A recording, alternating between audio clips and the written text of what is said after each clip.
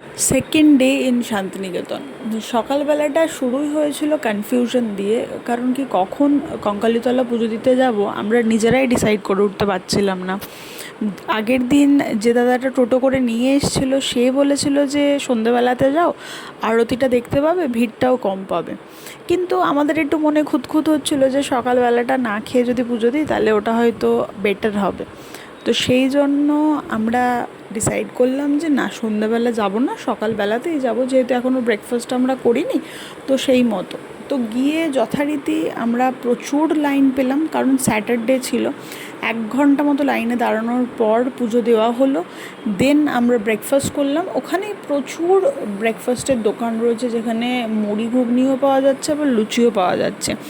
তো সব কিছু সেরে আবার চলে এলাম আমরা মন্দিরের ভেতরে, কারণ ওখানে প্রচুর দোকানপাট বসেছে।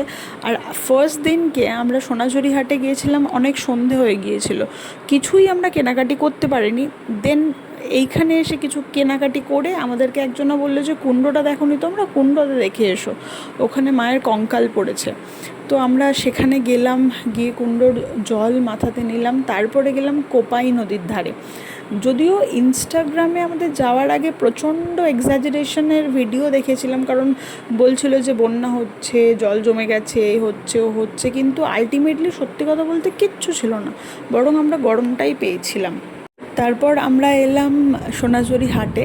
যেহেতু ফার্স্ট দিন কিছু কেনাকাটি করতে পারিনি, তো আজকে ডিসাইড করেই নিয়েছিলাম যে হোটেলে না গিয়ে প্রথমে আসবো সোনাঝুরি হাটে, কেনাকাটি করে দেন আমরা হোটেলে যাব।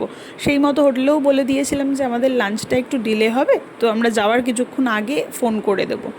তারপর কেনাকাটি করে ফ্রেশ হয়ে আবার সেকেন্ড রাউন্ড ঘুরে এসে দোলনা দুলছিলাম, কারণ আমাদের ফার্স্ট দিন থেকেই ইন্টারেস্টটা জাগছিল একটুখানি এরকম দোলনাটায় চড়ার, আবার ছোটোবেলার মতো বসার।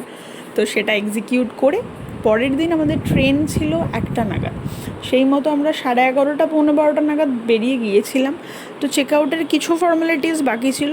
আমি তো বাইরে এসে ক্লিপ নিতে শুরু করে দিয়েছিলাম, কারণ খুব একটা বেশি ক্লিপ নেওয়া হয়নি। ওদিকে আবার টোটোর দাদাটাও দাঁড়িয়ে তাড়াতাড়ি দিচ্ছে, কারণ কি আমরা গিয়ে লাঞ্চ করব, দেন স্টেশনে যাব। তো সেই মতো আমরা বেরিয়ে গেলাম। ওখানে একটা ফেমাস দোকান আছে, মানে দোকান বলা ঠিক নয়, রেস্টুরেন্ট আছে, কৃষ্ণাদের হোটেল বলে। তো ওইখানেই আমরা লাঞ্চটা করব ভেবেছিলাম, কিন্তু ওই মানে থালি শেয়ারিংয়ের কিছু ইস্যুসের জন্য আমরা ওখানে গেলাম না। আমরা গেলাম আয়োজন, যেখানেও খুব ভালো বাঙালি খাবার দাবার, হালকা খাবার, মানে খেয়ে কখনো কোনো কষ্ট হবে না, বাট টেস্টটা খুব সুন্দর। তো সেই মতো আমরা লাঞ্চ করে বেরিয়ে গেলাম, কিন্তু আমাদের লেট হয়ে গিয়েছিল। তো ট্রেন যেহেতু ডিলে ছিল, তো সেই জন্য আমাদের ফরচুনেটলি বলা চলে আমরা বেঁচে গেলাম এ যাত্রায়, যে ট্রেনটা পেয়ে যাব। 20 মিনিটসের ওপর ট্রেন লেট ছিল। তো যাওয়ার সময় এই যে জন্মাষ্টমীর র্যালি বেরিয়েছিল, সেখানে কিছুটা টাইম আমাদের নষ্ট হলো। তো একদিকে খুব ভালোই হলো আমাদের, আরেকটু কিছুটা টাইম পেলাম যে গিয়ে স্টেশনে একটু শান্তিমতো দাঁড়িয়ে আমি যেটা ভাবছিলাম সেটা হচ্ছে একটু ক্লিপ নিতে পারবো, কারণ যেদিনকে গিয়েছিলাম সেদিনকে অতটাও ক্লিপ নেওয়া হয়নি। তো এখানে এসে না একটা কিরম কালচারাল হেরিটেজটা বোঝা যায়, শান্তিনিকেতন স্টেশনে নামার থেকেই শুরু হয়ে যায়। তারপর আমরা 3 ঘন্টা 3.5 ঘন্টা লাগলো, আমি ব্যান্ডেল চলে এসেছিলাম, আর ওর ট্রেনের অনেক অ্যাভেলেবিলিটি, ও ব্যান্ডেলেই নেমেছিল। তো ওর ট্রেন যেহেতু অনেক ফ্রিকুয়েন্টলি ছিল, ও আগে চলে গিয়েছিল, কিন্তু আমাকে 1.5 ঘন্টা বসে থাকতে হয়েছিল ট্রেনের জন্য। তো 1.5 ঘন্টা বসে থাকার পর ফাইনালি ট্রেনে উঠে বাড়ি যাচ্ছিলাম।